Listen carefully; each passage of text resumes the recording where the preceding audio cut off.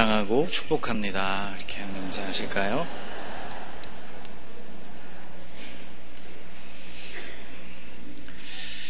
네, 오늘 읽어주신 본문은 문자적으로는 시온산성으로 나아가는 그런 여정을 말씀해주고 있습니다. 여러분이 아시는 것처럼 시온산 위에는 성전이 있고, 성전은 하나님이 계신 곳, 그분의 임재를 상징하는 공간입니다. 그런데 오늘 말씀에 의하면 이 시온산으로 가기 위해서 반드시 통과해야 하는 곳이 있다고 말씀합니다. 우리로 말한다면 서현로를 지나서 서당 삼거리를 지나서 삼성교회로 온다, 그렇게 말하는 것과 같은 지리적인 설명을 해주고 있는 것이죠.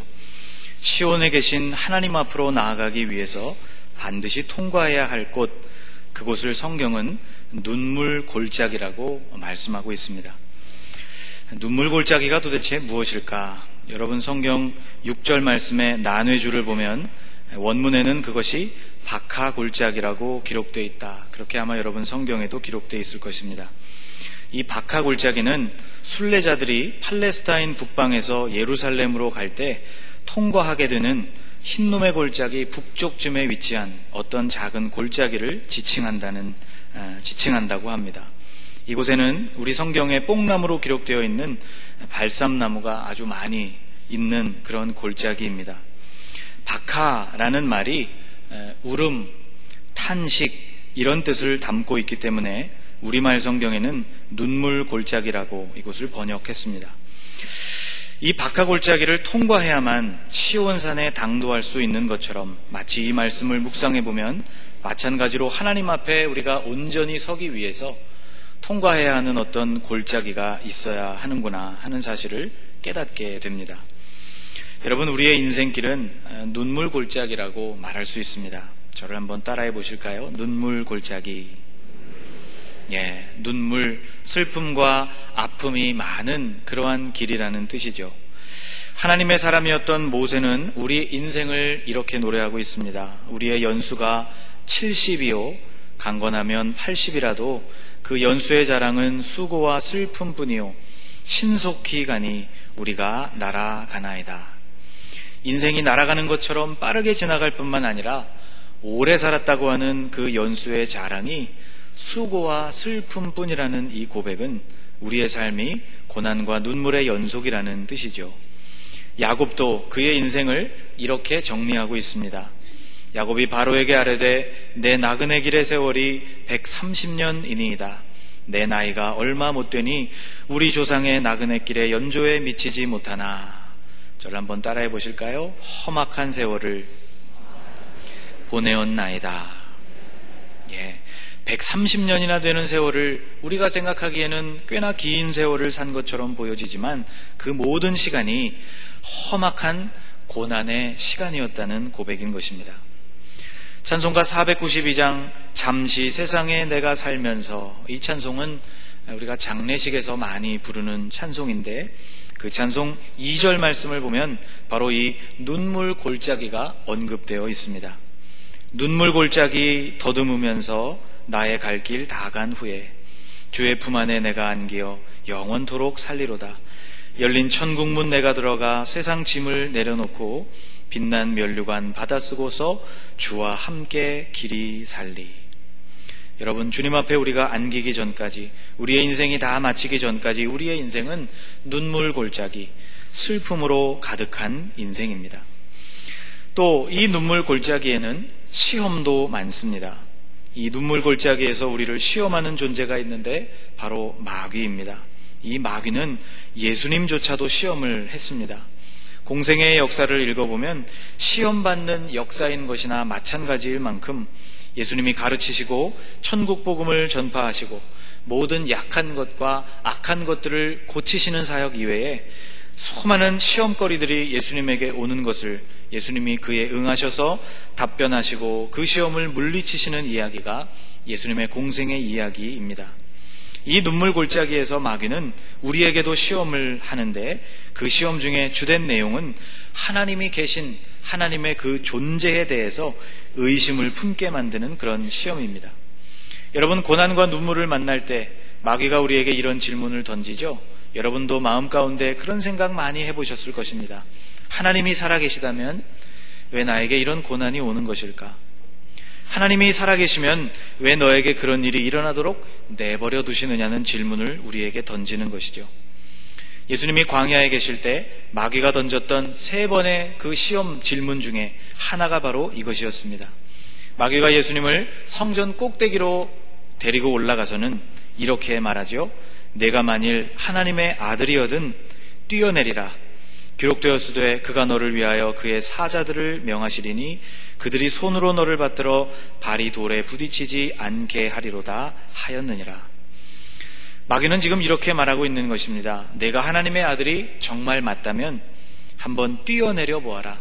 뛰어내림으로써 그것을 증명해 보라고 이야기하는 것입니다. 예수님은 이러한 마귀의 시험에 대해서 이렇게 답변을 하셨습니다.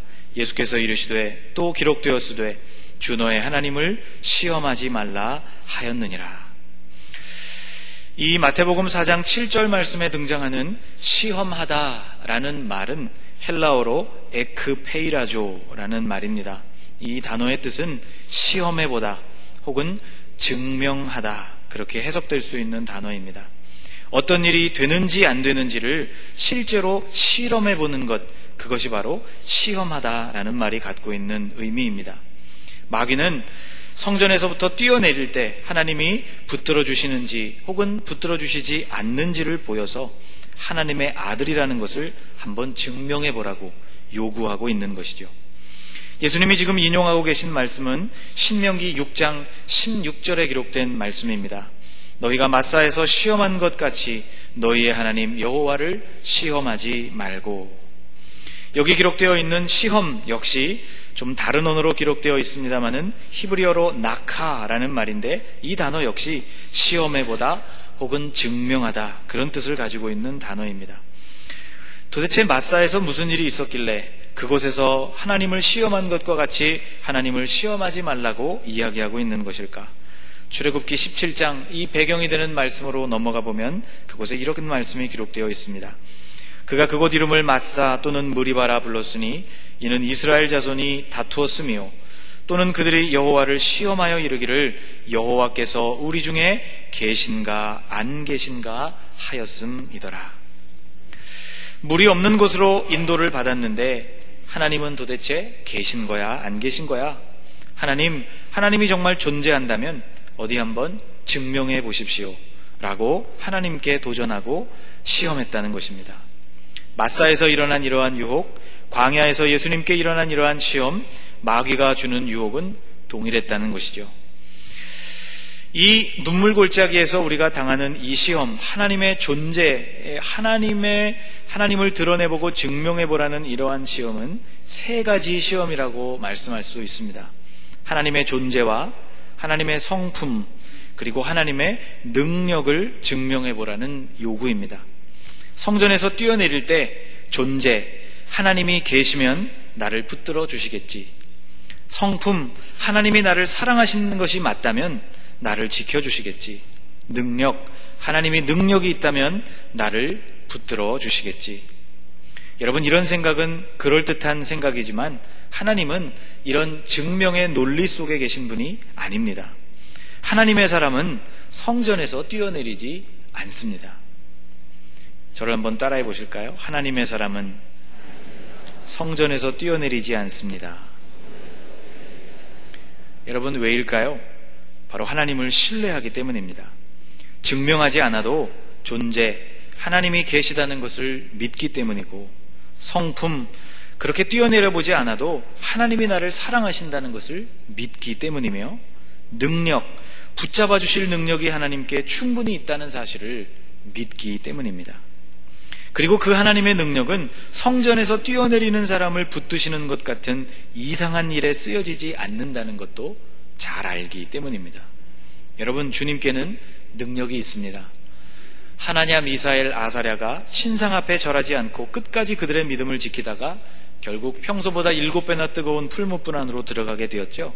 그러나 하나님이 그들 털끝 하나도 상하지 않도록 지켜주셨습니다.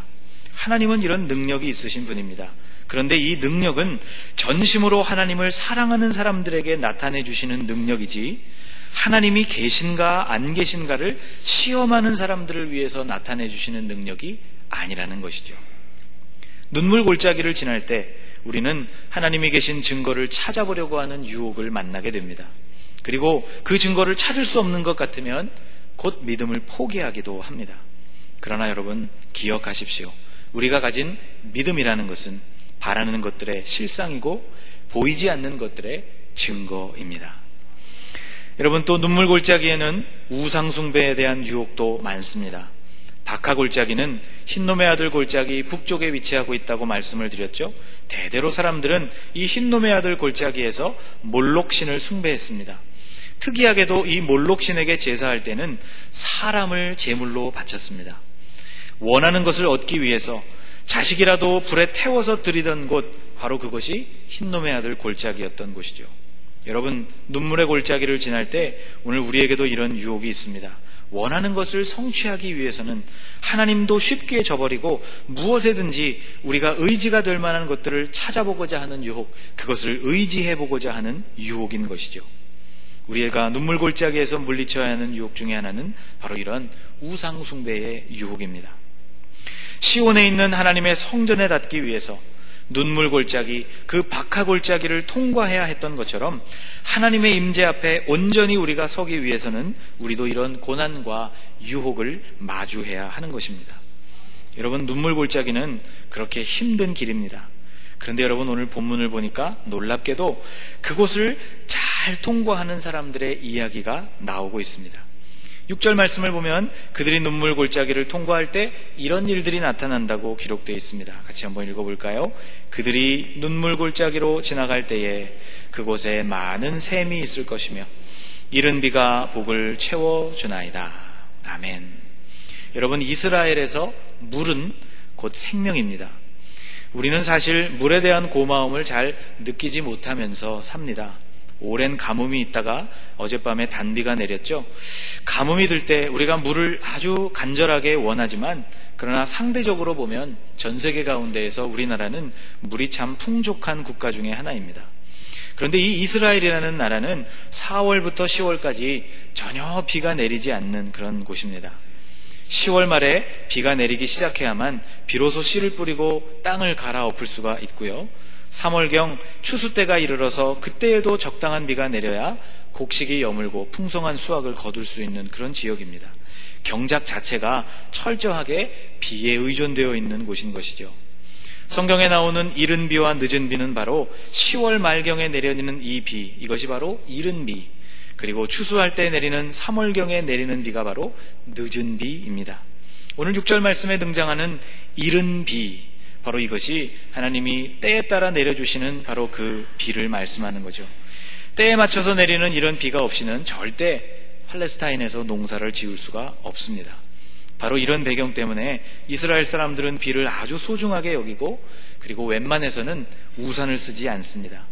워낙 물이 부족한 나라이고 하늘에서부터 내리는 비는 하나님이 생명을 일구어 가도록 내려주시는 축복이라고 믿기 때문에 우산을 쓰지 않고 내리는 비를 그냥 몸으로 맞는 것을 즐거워하는 사람들이 바로 이스라엘 사람들입니다.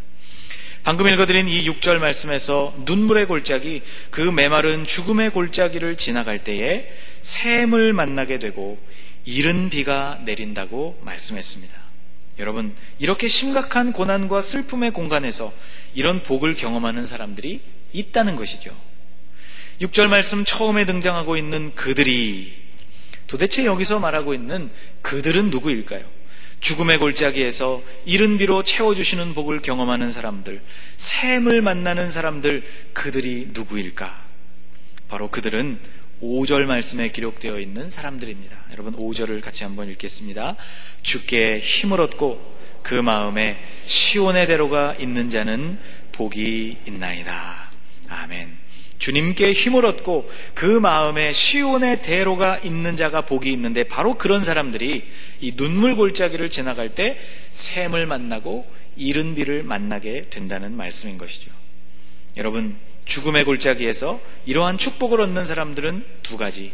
첫째는 주님께 힘을 얻는 사람입니다. 저를 한번 따라해 보실까요? 주님께 힘을 얻는 사람들. 이 대목을 직역하면 히브리 성경에는 그 힘이 주님 안에 있는 사람들이라고 되어 있습니다. 힘이 이상하죠? 힘이 내 안에 있는 것인데 그 힘이 내 안에가 아니라 주님 안에 힘이 있는 사람들이라고 표현하고 있는 것입니다. 이것은 은유적인 표현으로 바꾸어 말하면 내 안에 있는 힘이 아니라 주님으로부터 공급되는 힘을 의지해서 살아가는 사람들을 말합니다. 시편 146편에도 같은 고백이 등장하는데요. 이렇게 고백하고 있습니다. 야곱의 하나님을 자기의 도움으로 삼으며 여호와 자기 하나님에게 자기의 소망을 두는 자는 복이 있도다. 여러분, 눈물의 골짜기, 고난과 슬픔과 유혹이 난무하는 이런 메마른 골짜기를 잘 통과하는 사람들은 누구인가? 힘이 내 안에 있다고 고백하지 아니하고 주님 안에 나의 힘이 있어서 주님이 그곳으로부터 공급해 주시는 힘으로 내가 살아간다고 고백하는 사람들, 그 힘을 의지하는 사람들, 그들에게 바로 이러한 복이 임하게 된다는 말씀입니다. 또 하나, 그들은 또 누구입니까? 마음에 시온의 대로가 있는 사람이라고 했습니다.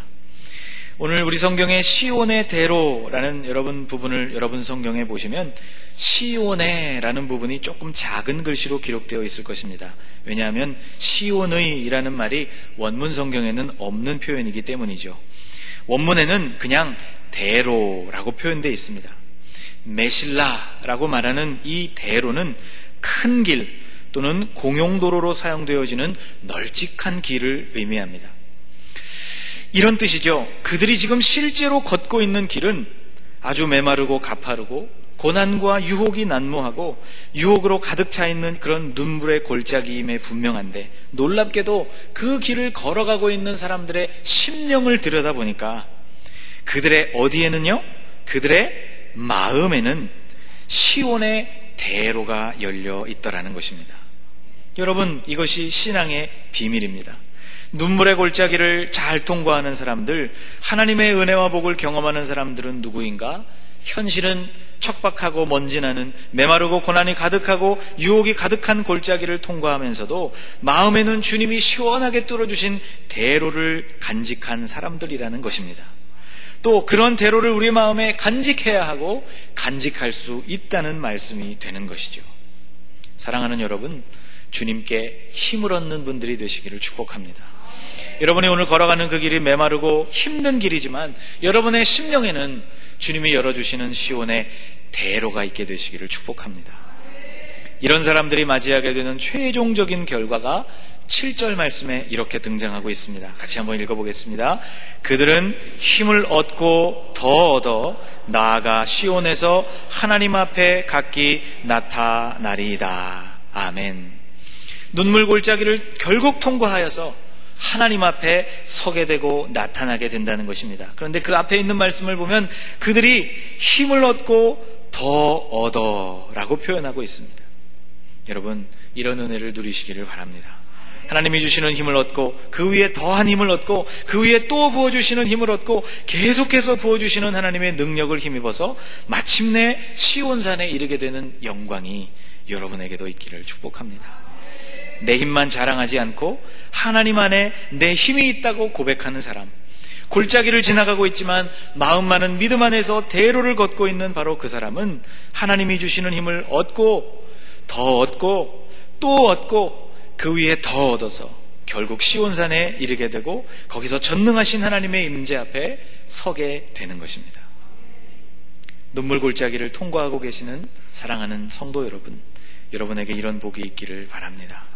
하나님을 여러분의 힘으로 삼고 비록 눈물 골짜기를 걷고 있어도 마음의 시온의 대로를 간직하시는 여러분들이 되셔서 그 눈물 골짜기에서 여러분 샘을 발견하게 되실 수 있길 바라고, 이른 비와 늦은 비, 때를 따라 주님이 공급하시고 도우시는 그 해갈의 기쁨을 온전히 누려가시는 여러분들이 되셔서 결국 그 골짜기를 다 지나서 영광스러운 하나님 앞에 우뚝 서게 되시는 그런 믿음의 주인공들이 되시기를 주님의 이름으로 축복합니다. 기도하겠습니다. 오 주님, 우리의 인생길이 눈물 골짜기와 같습니다. 좋은 것을 아무리 많이 누려도 결국 슬픔으로 가득한 인생길이요. 하나님이 계신 것 같지 않고 계시다면 도저히 이룰 수는 없을 것 같은 시험으로 가득한 길이며, 하나님 아닌 다른 것들을 의지하기 쉬운 유혹으로 넘쳐나는 길입니다. 그러나 하나님, 우리가 우리의 힘이 아니라 하나님을 의지하는 사람들이 되기를 원합니다. 걷고 있는 이 길이 분명히 메마른 골짜기에 분명하지만 마음에는 주님이 열어주신 시온의 대로를 간직한 사람들이 되게 하여 주옵소서. 힘을 얻고 더 얻어 시온에서 하나님 앞에 서는 주님의 백성들이 되게 하여 주옵소서. 예수님의 이름으로 간절히 기도하옵나이다. 아멘.